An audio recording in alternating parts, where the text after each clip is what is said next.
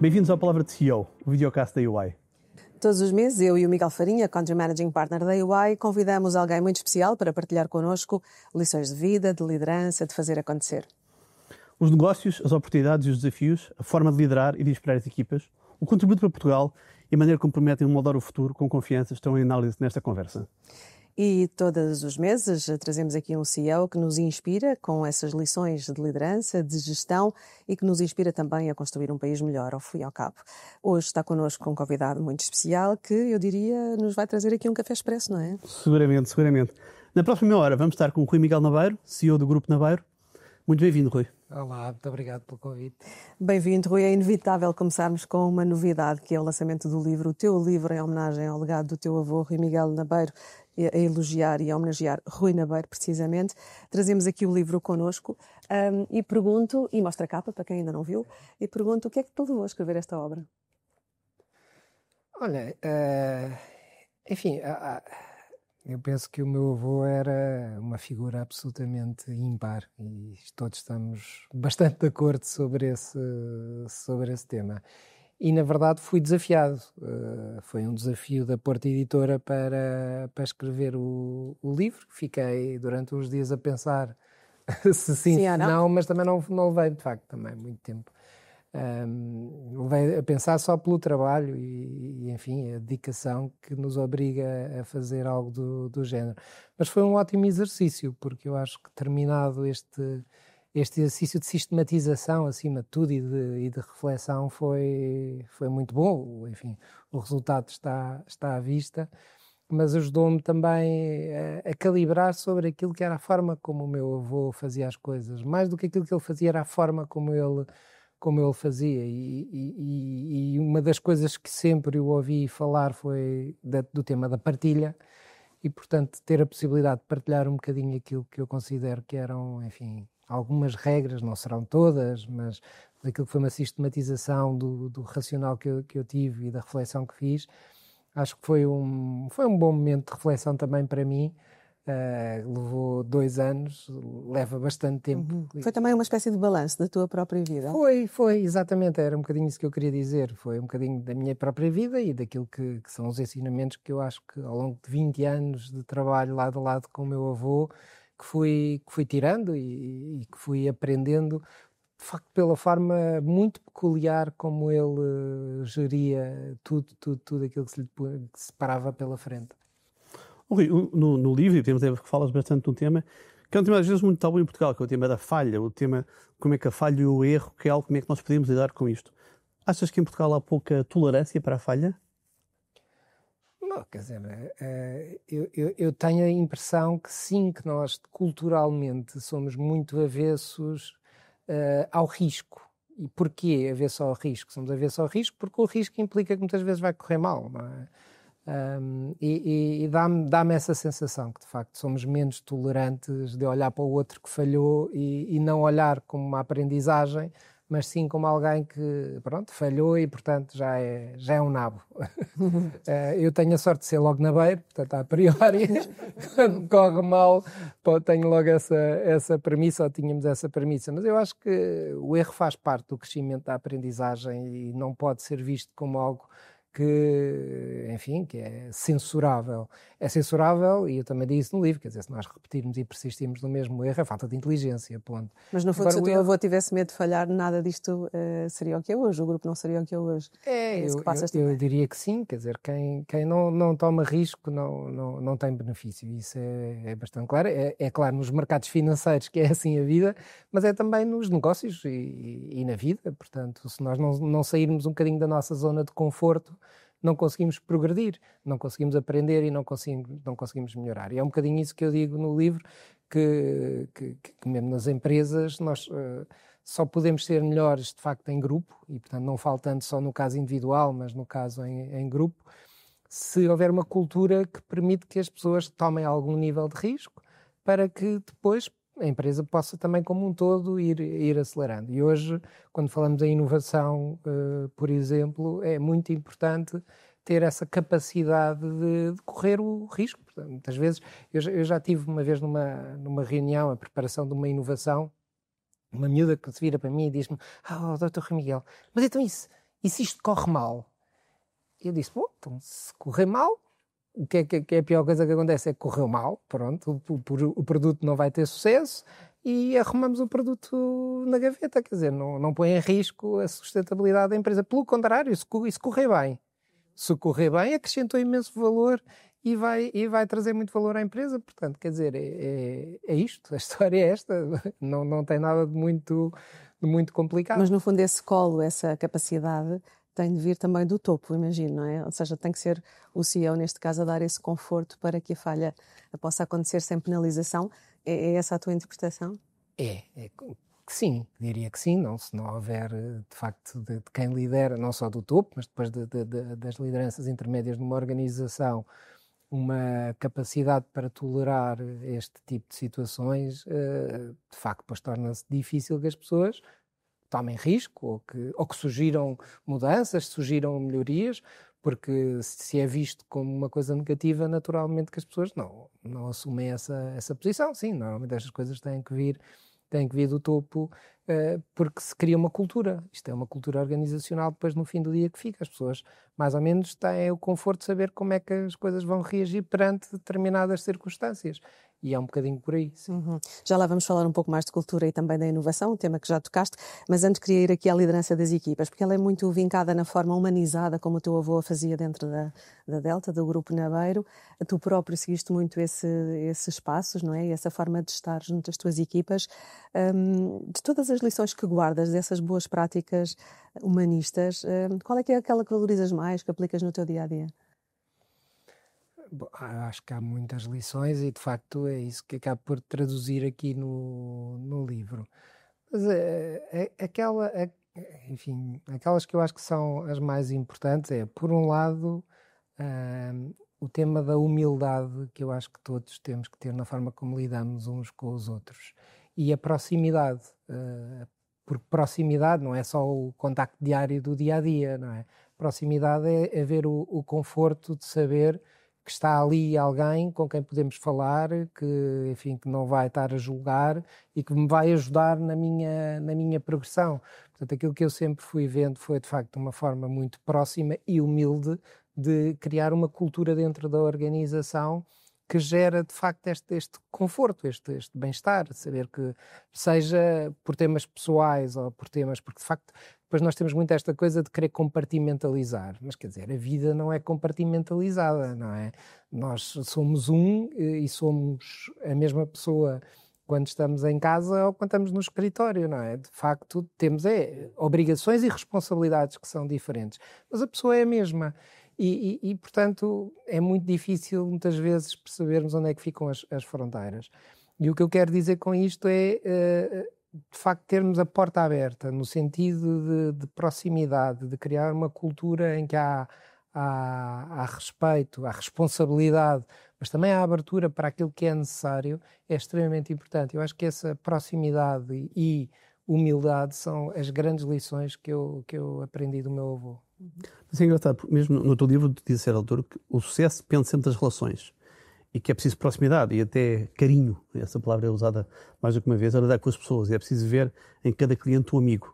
A tua forma de gerir, como procuras continuar a levar isso a cabo na Delta hoje em dia? É uma realidade que tu aprendeste, que tu vivenciaste e hoje em dia tentas levá-la também para com os teus clientes? Bom, eu tento dar continuidade a um trabalho que, enfim, que já vinha, pelo menos no meu caso, já há 20 anos também. Portanto, aquilo que eu fui aprendendo, que é isso que eu digo no livro, tento passar um bocadinho as lições desses 20 anos a trabalhar. Portanto, também nada mudou. Para mim é extremamente importante que haja essa coerência e de percebermos que a Delta hoje é a mesma Delta de há 3 ou 4 anos atrás. Obviamente que temos a falta de alguém que não é substituível, ninguém substitui ninguém, e eu não ouso de maneira nenhuma pensar que posso substituir o meu avô ou que o meu pai pode substituir o meu avô. Portanto, ninguém substitui o meu avô, ninguém substitui ninguém. Agora, temos a obrigação de levar, e a palavra legado não é por acaso que está aqui como título do livro, levar este legado, enfim, dar-lhe continuidade, porque isso eu sei que era uma coisa que o meu avô queria, era perpetuar aquilo que foi um trabalho de uma vida que ele teve. E o que é isso de perpetuar esse legado? É perpetuar uma forma de fazer, sobretudo, de um criar bem-estar para a comunidade. Não é? Eu também falo muito nos clientes, portanto, que é logo o primeiro capítulo, porque para o meu avô era o número um, não é? Portanto, ele diz, aliás, que o cliente é um amigo, sempre, não é? Sempre. E o foco de tudo o que fazia é o cliente. E se pensarmos bem e refletirmos, sem clientes não há empresas, ponto. Não vale a pena estarmos com outros capítulos a tentar pensar que podem ser o primeiro. Não, o primeiro capítulo daí ser o cliente, porque não há empresas sem clientes. E portanto, esse tem que ser sempre o foco, e sempre foi aquilo que eu aprendi com o meu avô e que via o meu avô fazer, desde pequenino, ainda antes de trabalhar na Delta, que ia à Campo Maior, havia os convívios e lá estavam os clientes e, portanto, eu já os conhecia. Portanto, não estamos a fazer hoje as coisas de forma diferente. Graças a Deus temos até mais clientes e cada vez mais, porque alguma coisa devemos estar a fazer bem. Temos um produto excepcional, portanto, o melhor café do mundo é da Delta, mas ao mesmo tempo também ao nível do serviço, da forma como lidamos com as coisas, esta proximidade também com o cliente, que a proximidade e a palavra não está só associada aos colaboradores, não é? O segundo capítulo fala da comunidade num todo e dos stakeholders todos da empresa. Essa proximidade eu via o meu avô tê-la com todos, logo desde muito próprio. Assim que eu entrei para a empresa, fui com ele feiras visitar fornecedores e via a forma também como ele tratava com fornecedores. Essa foi a tua grande escola, imagino. Sim, foi, sem dúvida. Foi esses momentos de proximidade e de aprendizagem muito contínua. Porque muitas vezes o fornecedor é para espremer e apertar e tirar o sumo todo. Eu não via isso, eu via uma parceria, de facto dizer, tragam-nos ideias, tragam-nos sugestões, e a forma como o meu avô lidava com todos, inclusive com os fornecedores, de facto era muito sui generis, era muito próxima, era uma relação de amizade com os fornecedores também. E isso eu acho que é espetacular, é algo que era inédito, porque não é isso que se aprende propriamente na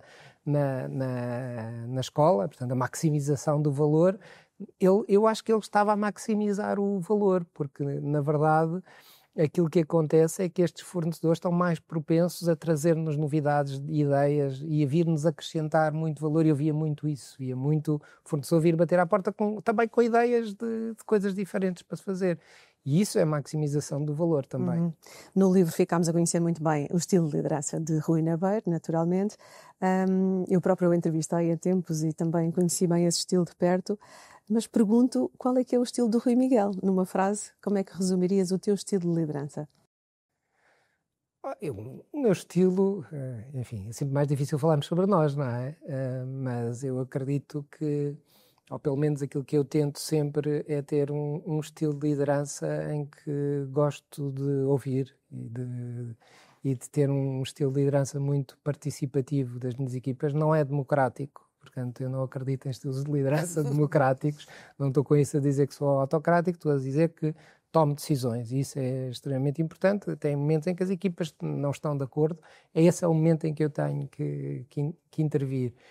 Mas também quero que seja um estilo de liderança sempre que o meu papel é o papel de partilhar a visão para onde vamos e ir corrigindo a rota, mas deixando que as pessoas participem todas nesse processo e nesse caminho. E para isso é muito importante estarmos atentos, darmos espaço ao outro e escutarmos. Eu acredito que faço isso, pelo menos é isso que eu quero. Muito bem. Diz-me uma coisa, um dos temas que é também referido no livro é o tema da ambição e da vontade de crescer e ser ambicioso no que estamos a fazer, no sentido positivo, que às vezes usa a ambição no sentido muito negativo no mesmo. Achas também, na tua opinião, se faz-nos falta ambição ao país? Sem dúvida, eu acho que a ambição, e logo na pergunta estávamos a condicionar, pronto, não é? Portanto, nós já temos essa ideia negativa do que é ter ambição, não é? Porque a ambição muitas vezes pode ser confundida com ganância, não é? E não tem nada a ver. A ambição é, eu hoje estou num sítio e eu quero algo diferente, quero mudar, melhorar a minha vida, melhorar a vida da minha família. E foi isso que no fundo, que o meu avô fez. Ele tinha a ambição de dar boas condições de vida à sua família quando ele começou o negócio. Mas nunca, em nenhum momento, deixou de ambicionar mais. Portanto, eu ouvi-o com 90 anos a dizer: eu já não tenho a força porque eu ainda fazia muito mais coisas. Isto é ambicionar, isto é ambição. Gostava da ambição. gostava e também já ele dizia queremos chegar ao top 10 das marcas de café, portanto para mim foi um momento de grande satisfação ouvi-lo dizer isto. Portanto, quer dizer, é alguém que está com 90 anos e ainda diz estas coisas, é porque a ambição é algo que está muito presente. Mas não é uma ambição, de facto, negativa da ganância do querer só para mim, porque depois, no fim do dia, a forma como se faz é esta, é uma forma integrada de fazer as coisas, mas a ambição é muito positiva, nós precisamos de ambicionar e o país precisa de ambicionar mais, porque se nós não ambicionarmos mais, vamos ficar no mesmo sítio e vamos continuar com as mesmas queixas e com as mesmas condições de vida. Portanto, aquilo que nós temos é que ambicionar melhores condições de vida para todos. Esse é que tem que ser o grande padrão e não tem problema nenhum nós ambicionarmos mais. Sobretudo porque aquilo que nós queremos é provocar bem-estar. Se for isso, está correto. Está cumprido. O top 10 do café é essa ambição de que falas e que o teu avô falava. Quando é que consideras que será possível alcançar essa meta? É uma ambição para 2030, para 2025? Isso é um bocado curto. Bem, nós temos falado de conseguir atingir isso em 25 anos portanto, a meta é mais ou menos por aqui. Conseguirmos 25 anos estar no top. Isso vai nos levar até que ano? É fazer as contas, como dizia o outro. Só para quem não acompanha e não sabe a história. Em 25, lá para 55. Lá para 55, no top 10. 55, 60 estamos no top 10. Portanto, é uma boa meta. Será o legado para a próxima geração. Rui, como temos aí no livro, escreves que a estratégia passa por continuar a criar um impacto positivo e duradouro na Delta, com ambição e com as equipas, mas também passa por expandir para novos mercados, até porque, como dizes, o crescimento encontra sempre um limite em Portugal, digamos, um mercado limitado que todos conhecemos. Para que país é que estão a pensar expandir? Quais são as vossas ideias de expansão internacional?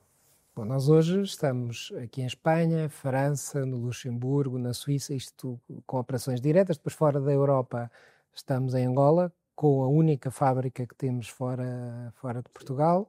Temos também 2 operações no Brasil e uma na China. E depois, enfim, exportamos para mais 40 países. E estamos, obviamente, para atingirmos o top 10 mundial, não é razoável pensar que o vamos fazer de forma orgânica, ou seja, só ganhando novos clientes. Portanto, algumas aquisições vão ter que ser feitas ao longo deste caminho.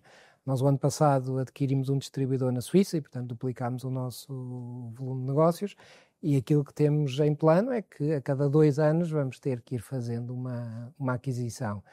E aquilo que vamos olhando é para as oportunidades que temos pela frente, que neste momento estamos já a olhar para várias. Não vou revelar. A geografia pode estar a próxima. Mas a Europa continua a ser o continente onde há mais oportunidades de expansão no curto prazo, e diria que a Ásia também. Com a instabilidade agora dos Estados Unidos, é sempre discutível o que é que podemos fazer ou não, que não deixa de estar no nosso radar. De facto, é o país em que mais café se consome no mundo, portanto é inevitável termos que olhar para aí e estamos a trabalhar com o nosso distribuidor para fazer crescer o negócio. Portanto, é um bocadinho por todo lado e as oportunidades de aquisições, sobretudo, aparecem. Mas há também oportunidades de novos distribuidores e isso é muito importante estarmos também neste modelo de parcerias a perceber o que é que podemos fazer para crescer.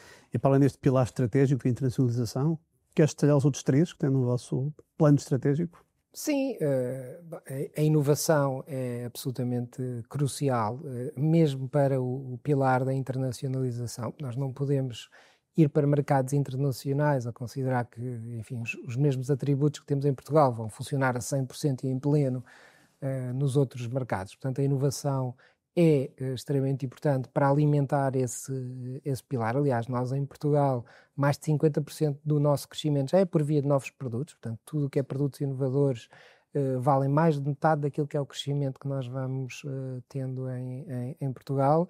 E lá fora também já vamos conseguindo que tenha um peso relevante. Portanto, o outro pilar, para além da internacionalização, é a inovação, claramente, porque essa alimenta continuamente o crescimento. Também alimenta o outro pilar, que é a diversificação. Por exemplo, nós agora, nos últimos meses, lançámos Unboring Snacks, que é uma marca de snacks, que nada tem a ver com café, mas isso no fundo faz parte do pilar da diversificação.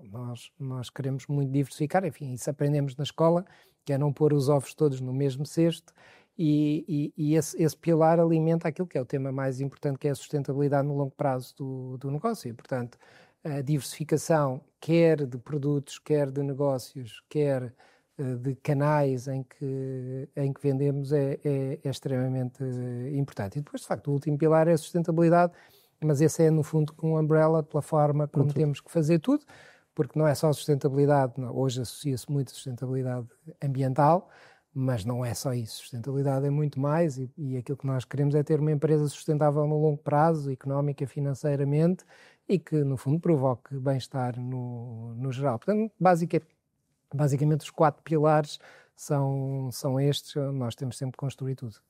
Já estamos quase a meio do ano, quando for para o ar também esta gravação. Como é que antevês que vai fechar o ano de 2025 em termos de resultados para a Delta? Olha, para a Delta e para o Grupo Nabeiro, permite-me corrigir. Os últimos anos não foram anos muito fáceis, porque desde a pandemia que enfim, têm sido anos de muito trabalho, de muita dedicação para tentar colocar a empresa no sítio onde nós queremos. Sempre com esta ambição que estávamos agora a falar, mas sempre também muito focados nos resultados, que são extremamente importantes. E a pandemia trouxe-nos mudanças muito grandes, porque no início foi a faturação no geral que desapareceu. Depois, sem canal Eureka, também reinventar o consumo em casa, não é? Foi muito importante, de facto, e ainda bem que já tínhamos uma parte muito importante, como é o tema das cápsulas, que nos ajudou a sustentar muito o negócio nesse período. Logo a seguir tivemos o aumento e a inflação desmesurada, que enfim todos conhecemos, e muito recentemente vamos nos deparando com a loucura dos preços do café, que teimam em não dar sossego ao nosso negócio. Têm sido anos, de facto, de muito trabalho. Com isto, o que é que eu quero dizer? O ano passado já foi um ano bastante razoável para nós, sobretudo estou a falar em termos de resultados, no fundo, e da sustentabilidade do nosso negócio, e este ano estamos a arrancar bem, não estamos, os mercados onde nós estamos não notamos ainda que haja retração de consumo, que é um receio que eu tenho, com este aumento muito grande dos preços do café, isso possa, de alguma forma, impactar o consumo, ou seja, que a elasticidade de preço-consumo possa ser negativa, e ainda não estamos a sentir esse impacto. Portanto, diria que, overall, um ano que está a correr bem e que espero que possa também acabar bem para nós. Acabar bem é acabar com crescimento. É acabar com crescimento e com resultados. De que valores? O que é que antevês? Possas partilhar? Em termos de valores, nós estamos a prever crescer a 2 dígitos, portanto, acima dos 10%, mais ou menos 12% é esse que é o objetivo. Obviamente, muito influenciados pelos aumentos de preço que tivemos que fazer, o que não quer dizer que seja um aumento de margem, naturalmente, mas estamos a fazer um trabalho muito grande para conseguir chegar ao final do ano a não perder resultado na última linha da equação, e acredito que vamos conseguir até melhorar o resultado versus o ano passado, mas isto obriga de facto a um esforço de eficiências muito grandes e de crescimento em novos mercados, que é também muito importante. Lá está, a tal diversificação nos permite ter mais sustentabilidade no nosso negócio. Portanto, enfim, tenho uma previsão muito otimista para o nosso negócio este ano. Um dos temas que falamos no livro é da incrível capacidade de adaptação ou de antecipação da Delta. Achas que isso foi um dos temas que permitiu à Delta chegar ao que é hoje em dia, essa capacidade de antecipação no mercado? Sim, eu acredito que aquilo que era a ambição e a visão que sempre o meu avô foi tendo era aquilo que guiava para conseguirmos ter essa capacidade de antecipação. E é muito importante, porque nós temos que ser capazes, no mundo de hoje em dia, não estar estáticos e parados à espera que os resultados apareçam. Temos que nós todos, e diria que todas as empresas, fazem um plano no início do ano. Tem uma determinada expectativa de como é que as coisas vão correr.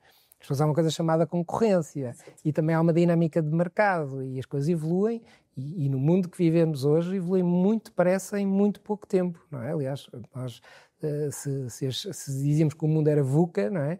Estes primeiros meses do presidente Trump, só foi isso, não é? Porque, isso, claramente. É uma montanha russa numa semana, quanto mais falar num mês. Portanto, diria que essa capacidade de adaptação tem que existir e é um atributo que é absolutamente inevitável para uma empresa que atue em 2025 e que possa olhar para a frente. E eu acho que foi importante no passado, mas vai ser ainda mais importante no futuro. Uhum. Eu diria que a inovação é a tua marca d'água, até por estes anos todos que também fui acompanhando o teu trabalho na Delta e do grupo. É uma marca que deixaste sempre muito vincada dentro da empresa. E recordo um episódio do livro em que comentas um almoço no Martinho da Arcada. O teu avô é confrontado com o tema das cápsulas e porque é que ainda não lançaram, se a concorrência já o fez, e tu teres respondido qualquer coisa como eu trato disso. Portanto, sempre olhaste a inovação e esta capacidade de fazer diferente de uma forma muito, muito otimista, muito positiva. Por isso te pergunto se a inovação vai continuar a ser encarada por ti, enquanto CEO, com muito mais responsabilidades e com muito mais carga de trabalho, se a inovação vai ser encarada por ti como essa paixão, essa prioridade nos próximos tempos na Delta. Sem dúvida nenhuma. Enfim, falávamos daquilo que são os pilares e eles são inquestionáveis.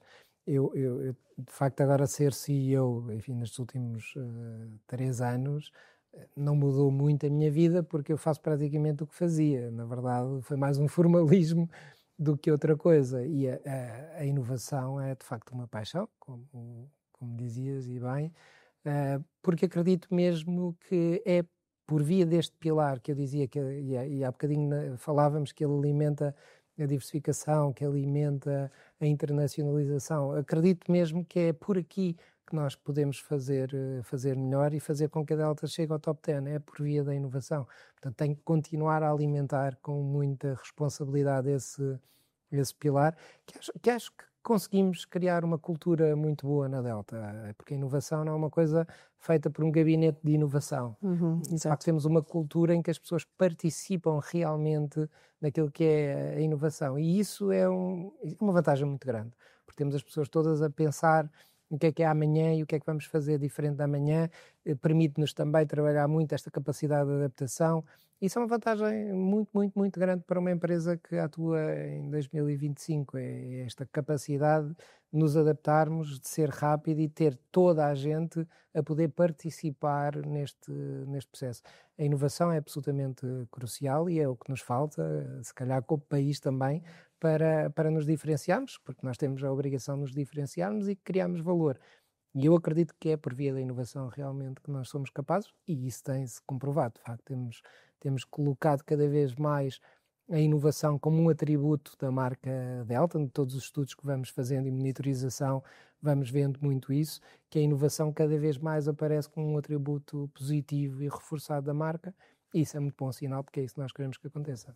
Mas é engraçado, e das vezes que falámos, tu referiste sempre a esse tema, e o orgulho que tens no Mind e no vosso modelo de inovação da Delta, e da forma como toda a organização, de alguma forma, está capacitada nesse sentido. Ou seja, toda a organização percebe isto, e não é só o CEO que acha que a inovação é importante, que é obviamente muito importante, mas a empresa vive isso. Como é que tu consegues que a empresa viva isso e que todos contribuam para essa inovação? É simples, o próprio programa Mind acaba por alimentar muito isso, porque tem muita gente a participar, todos os anos diferente. Normalmente vêm os mais novos que entraram há menos tempo, são os que vão participando. Este ano, também no modelo de inovação, nós vamos inovando. Nós este ano estamos a fazer um modelo completamente novo. Portanto, este modelo que já era disruptivo do Mind, de juntar pessoas de áreas diferentes a terem ideias e a participar, este ano fomos, em parceria com a nova SBE, a fazer o Mind na nova SBE, misturando colaboradores da Delta com alunos da escola. Portanto, é um modelo absolutamente inovador. Não sei se vai correr bem ou mal, estamos ongoing, mas acredito que só isso, só o facto de estarmos também já a fazer diferente, é mais um processo de crescimento, de aprendizagem, sem ter receio daquilo que possa acontecer. É um bocadinho por aqui e traz uma dinâmica muito boa ter, acho eu, alunos da escola, mentes mais novas, mais, enfim, abertas, mais fora da caixa, menos focados como nós estamos naquilo que é os nossos temas do dia-a-dia, trazer-nos ideias novas e pensar também os nossos problemas connosco. Vai ser uma vantagem muito grande. Portanto, é esta inovação também no formato, na forma como inovamos, queremos ser inovadores. Rui, sendo um gestor, achei muito interessante no livro destacar os temas da confiança, por um lado, e da reputação, da forma como isso impacta também na comunicação da Delta, e vemos isso na forma como chegam ao mercado na comunicação. Que conselhos é que podes dar a quem nos ouve, a outros gestores, para que não olhem só o Excel, mas também considerem estes temas da confiança e da reputação na comunicação? Que conselho podes dar? Olha, eu penso que a palavra que acaba por sumarizar isso tudo é consistência. Aquilo que eu acredito que gera reputação e que gera confiança nas relações é sermos consistentes, não é? Se nós formos consistentes ao longo do tempo, vamos ganhando confiança, e a confiança ajuda também numa boa reputação. Acredito que hoje é essencial, nós temos que confiar mesmo no mundo dos negócios uns com os outros, porque se o negócio, e também falo isso logo no primeiro capítulo, se o negócio não é bom para as duas partes, ele também só vai acontecer uma vez, porque a próxima vez quem está a comprar ou quem está a vender, que ficou prejudicado naturalmente, se não confia, vai à procura de alternativas. Eu acho que é muito por aqui. Tem que haver confiança para depois, como consequência, ter uma boa reputação, e uma boa reputação também gera mais confiança. Portanto, é um loop que é muito positivo. Agora, é um loop que obriga a consistência durante anos, e se calhar perde-se em segundos, se não tivermos de facto enfim, a coluna vertebral muito direita e percebemos bem como é que as coisas fazem. Portanto, é tricky, não é? Este tema é um tema desafiante, é difícil, eu reconheço que não é fácil, mas é consistência. Eu acho que a palavra certa é esta, e aquilo que levou a que o meu avô fosse uma pessoa com uma reputação, um empresário, que não era uma coisa de todo óbvia que um empresário possa ter uma reputação tão boa como ele tinha. Eu acho que a palavra-chave ele foi sempre muito consistente nas suas relações. Sim, tinha os outros atributos todos, mas aquilo que depois no fim do dia sumarizava tudo era uma consistência muito grande, de forma contínua ao longo do tempo. E isso traz naturalmente uma boa reputação. Bom conselho. Outro tema, falas no livro, a altura tu citas uma frase do teu avô que diz que entende que o empreendedorismo é o caminho do futuro. Acreditas nisso? Ou seja, como é que podem os empreendedores fazer mais e mais diferença num país como este? Nós na UI acreditamos muito que o empreendedorismo deve ser a base de crescimento de um país e deve ser aqui que temos valor. Como é que tu olhas para esse tema? Está tudo ligado àquilo que falámos até agora, no fim do dia, a inovação, a ambição, enfim, tudo isso é empreendedorismo, é tentarmos correr os riscos, enfim, não vai correr sempre bem. Empreendedorismo é isso mesmo, enfim, nós investimos em startups hoje em dia também, e portanto percebo, é muito bom ter o lado do empreendedor e as dificuldades de quem está a montar uma empresa do zero, que tem que fazer tudo, não é? Porque não tem pessoas para a logística, não tem pessoas para a marketing, tem que fazer tudo. Quando se começa do zero é tudo. E isso é empreendedorismo, é correr o risco, e é ter que arregaçar as mangas e ir para o terreno e fazer as coisas acontecer, e é pensar diferente e perceber que pode correr mal. Mas é extremamente importante, porque se não fizermos isso, não estamos a acrescentar valor e a fazer o país Notas uma crescer. mudança de mentalidade no país sobre o empreendedorismo?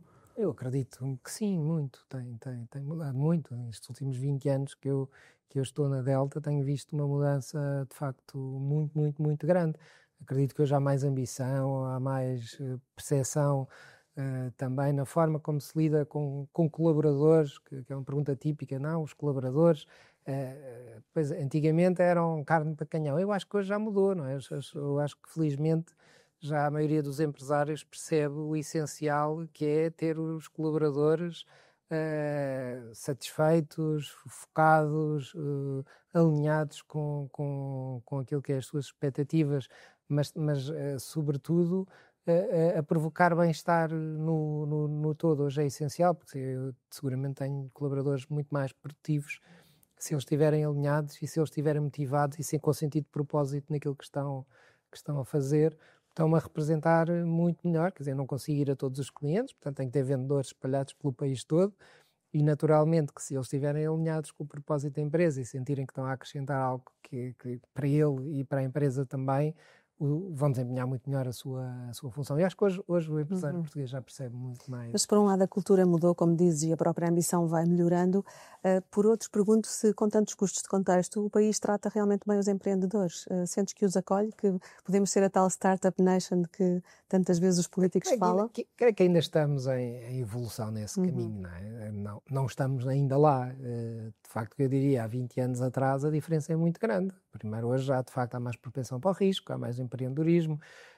Acolhemos empreendedores também de outros países, que eu acho que é muito positivo. Quer dizer, por exemplo, das startups que nós temos 4, 2 não são de portugueses. Portanto, um é um belga e o outro são alemães. E isto também diz que há um contexto, se calhar, aqui em Portugal, aberto a receber empreendedores também de outro país e com o qual nós podem criar aqui uma dinâmica muito positiva. Acho que tem vindo a mudar. Acho que não estamos lá, acho que não há de facto ainda muito essa cultura, mas aquilo que acredito é que estamos a fazer o caminho para ser melhor. Se cá temos é que acelerar um bocadinho esse caminho e fazer esta gestão da mudança mais depressa e ter uma cultura, não só cultura, mas o contexto, porque o contexto de facto, eu percebo a pergunta, é o contexto no todo e os custos do contexto. Parece dificultar e criar obstáculos sucessivamente, não é? Sim, era importante que houvesse um contexto mais favorável. Isso seria o que é desburocratizar mais o Estado? Sempre, eu acho que o tema é sempre esse, é facilitar a vida a quem quer criar novas empresas, de mais valor, mais postos de trabalho. Tem que se facilitar a vida a quem vem para criar valor. Deixa-me só tocar também no tema do lucro, porque falas nele no livro e achei bastante interessante a forma como o abordas. Em Portugal parece que aos olhos de alguns ainda é pecado ter lucro? Ainda me surpreende muito e quando ouço falar as empresas têm lucro. Pronto, eu percebo a forma como se olha a essas coisas, até sou capaz de entender. Agora, o grande ponto é não há empresas no médio e longo prazo sem lucros. Uma empresa que não tenha lucros vai fechar as portas e vai lançar para o desemprego as pessoas que trabalham lá. Portanto, isto é, sumarizando o tema da aversão ao lucro, é isto que nós nos devemos focar. Portanto, o lucro é a única forma das empresas terem dinheiro para reinvestir, para criar mais valor, para criar mais postos de trabalho e para distribuir mais. É a única forma, é tendo lucros. Portanto, se não tiverem lucros, não vão ter dinheiro para reinvestir, para criar mais e para fazer mais e para serem inovadoras, porque é desse dinheiro que sobra que se reinveste, normalmente. Há muitas vezes esta ideia que o lucro é uma coisa que é para distribuir e, portanto, imediatamente é um benefício para o acionista. Não é verdade. Depois depende se o acionista se quer distribuir o lucro ou não quer distribuir o lucro. Agora, o lucro é essencial na sustentabilidade das empresas. Portanto, a mim faz muita impressão quando ouço falar mal das empresas que têm lucro. Eu acho que é algo que culturalmente nós temos que melhorar, mas também explicar um bocadinho às pessoas de facto que sem lucro não há sustentabilidade no longo prazo das empresas. Mas eu acho que hoje também já ouço menos esse tema, mas ainda me faz muita impressão quando o ouço. Sem dúvida. Um outro tema que falas no teu livro é o tema das empresas familiares e a empresa de família, de alguma forma, como é que elas são importantes para o desenvolvimento de um país e tem tudo a ver com aquilo que acabaste de referir, da riqueza que é criada, do valor que é criado à sociedade. E vocês fizeram uma transição de alguma forma, obviamente é uma empresa familiar, mas com uma gestão cada vez mais profissional. Algum conselhos de governance que tu dês a quem está a passar por este processo?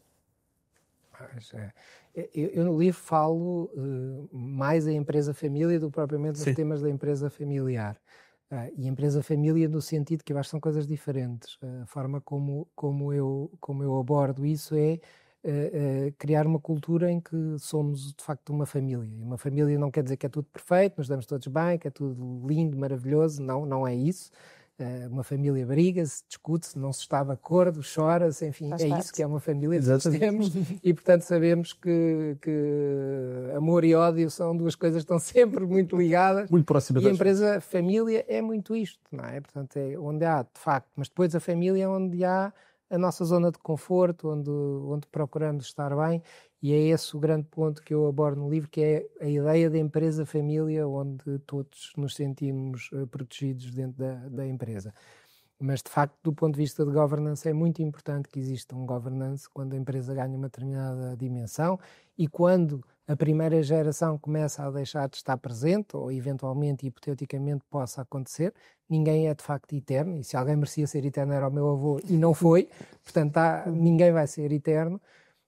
não há como, nessa fase de transição, criar um modelo de governance que permita perpetuar e crie um conjunto de regras para perpetuar. Portanto, o único conselho que posso dar é, sobretudo a quem tem uma empresa e está na primeira geração, é quem está na primeira geração que tem a obrigação de desenhar os processos, porque é com a primeira geração que deve ser feito. Eu tive essa sorte do meu avô decidir, desenhar e criar com ele presente o que é o modelo de governance para a empresa. Porque tenho a clara noção, não que nós nos fôssemos desentender, mas é muito mais fácil quando o fundador, para quem eu respeito, o fundador é o patrão, não é? Isso faz muita diferença. Eu não sou o patrão. Nenhum de nós hoje é o patrão. E é diferente, de facto. Não, por muito que as pessoas depois olhem, o patrão, não sou o patrão. Não, eu sou o CEO, portanto sou pago para fazer o meu trabalho, que sou acionista também, mas tenho muito mais acionistas hoje. E isto muda muito a forma como as empresas familiares têm que ser geridas e olhar para este tema do governance. É que o primeiro e o fundador é o patrão da empresa. E aí é inquestionável, o patrão manda. A partir daí já não é assim. E, portanto, é muito importante que haja um modelo de governance que permita perpetuar a empresa no futuro. Portanto, o único conselho, e a pergunta era essa, o conselho que eu dou é: pensem num modelo de governance, de facto, que se adapte à família e à empresa, mas que permita perpetuar a empresa e garantir a sustentabilidade no longo prazo. Temos de pensar também no país, que vai a eleições em maio, portanto está quase. E uma última pergunta é sobre esse tema. Que mensagem é que gostarias de deixar ao próximo governo? Que alerta? Que pedido? É sempre difícil essa pergunta, mas... Bom, então o que é que esperas? Se quiseres, o que é que esperas do próximo governo? O que espero já não Já não esperas? Não sei. Aquilo que é importante é que ponham as pessoas primeiro e o bem-estar do país em primeiro lugar, e eu acho que era muito importante para todos, não só para quem for governar, mas para todos os que têm responsabilidade hoje em dia, porque nós, de facto, precisamos de muita estabilidade, precisamos de um caminho muito claro e precisamos, que há bocadinho falávamos, de muita simplificação para que seja tudo mais simples, mais perceptível e mais intuitivo para toda a gente, para podermos criar mais riqueza. Estamos, de facto, num momento em que o nosso país tem tudo. Eu não sei, sinceramente, que tipo de oportunidades é que nos faltam neste contexto atual, internacional, em que vivemos, para que as coisas nos possam correr bem. Portanto, a única coisa que precisamos é que quem é responsável assume essa responsabilidade e perceba que, em primeiro lugar, não está sozinho. Nós todos estamos cá e temos que desempenhar o nosso papel, mas basicamente precisamos é que nos dê a linha condutora e depois não nos complica a vida. Já agora inspirados por um café, não é? Sim, sempre, para dar energia. Dá energia. Rui Miguel, muito obrigada por esta entrevista e por teres vindo à EY. Rui Miguel, muito obrigado pela presença. Foi um prazer enorme termos connosco. E já sabe, voltamos rapidamente com novos convidados. E os episódios podem ser vistos no Spotify, também no YouTube, no site da EY. Ficam disponíveis para que vejam e revejam. Uma boa semana.